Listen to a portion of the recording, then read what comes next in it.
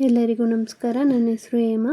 ಇವತ್ತು ಶ್ರೇಯಸ್ ಕಿಚನಲ್ಲಿ ಸೂಪರ್ ಟೇಸ್ಟಿಯಾದ ಪಾಲಕ್ ಚಾಟ್ ಹೇಗೆ ಮಾಡೋದು ನೋಡೋಣ ಬನ್ನಿ.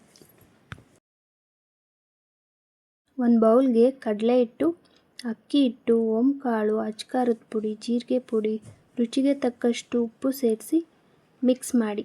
ಈಗ ನೀರು ಸೇರಿಸಿ ತೆಳುವಾದ ಬ್ಯಾಟರ್ ರೆಡಿ ಮಾಡಿ. ಈಗ ಎಣ್ಣೆ ಕಾದಿದೆ.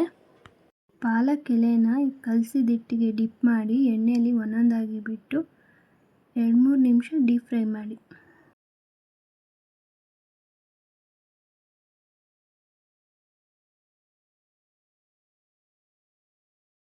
ಈಗ ಫ್ರೈ ಆದ ಪಾಲಕ್ ಎಲೆನ ಒಂದು ಪ್ಲೇಟ್ಗೆ ಹಾಕಿ ಅದ್ರ ಮೇಲೆ ಗ್ರೀನ್ ಚಟ್ನಿ, ಸ್ವೀಟ್ ಚಟ್ನಿ,